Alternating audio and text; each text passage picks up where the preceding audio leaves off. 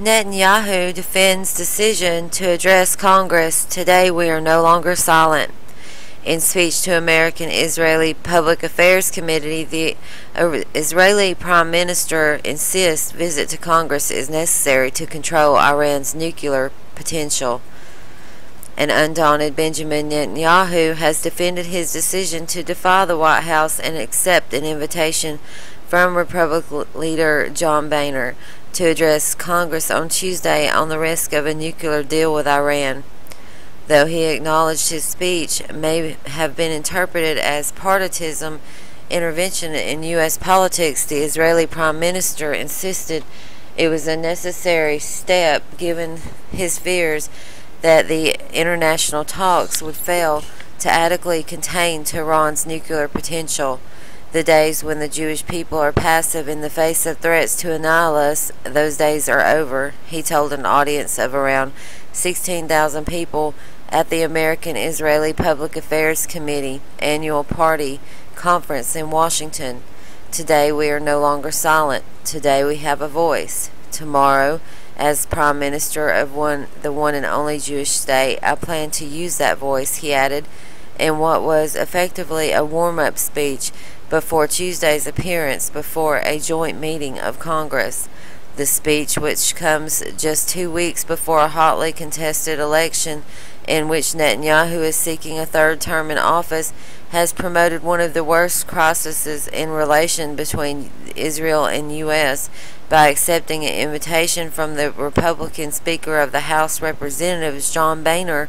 The Prime Minister infuriated the White House, which was not consulted beforehand.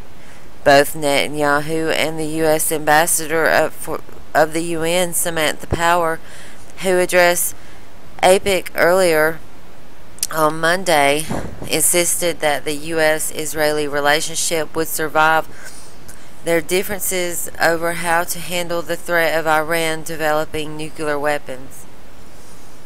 The last thing that I would want is for Israel to become a partisan issue, and I regret that some people have misperceived my visit here this week as doing that, said Netanyahu.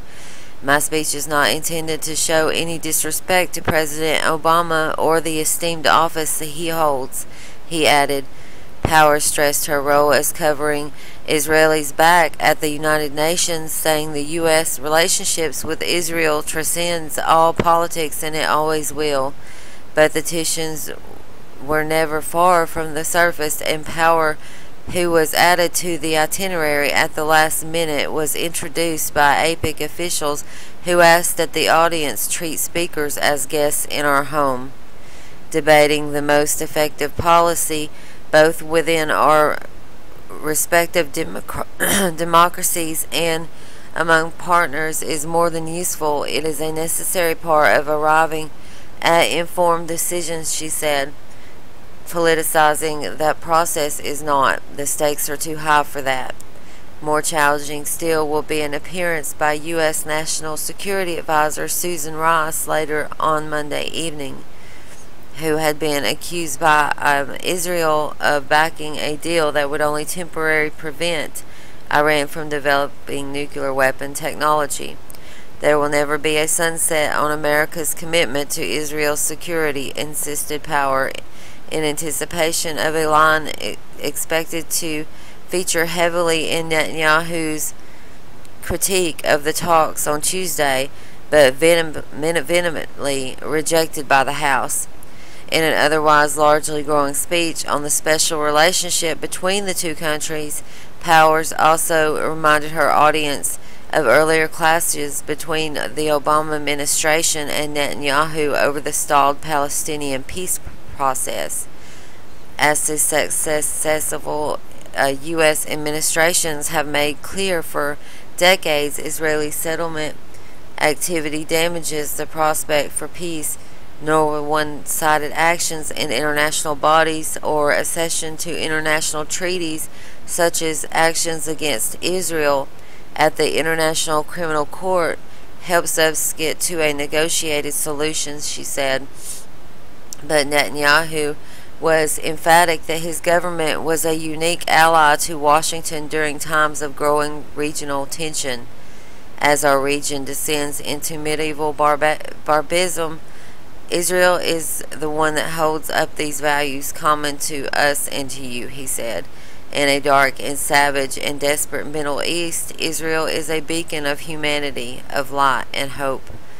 And in hints of the emotional appeal likely to characterize Tuesday's speech, the Prime Minister implied that this special relationship should give it a special role in the debate.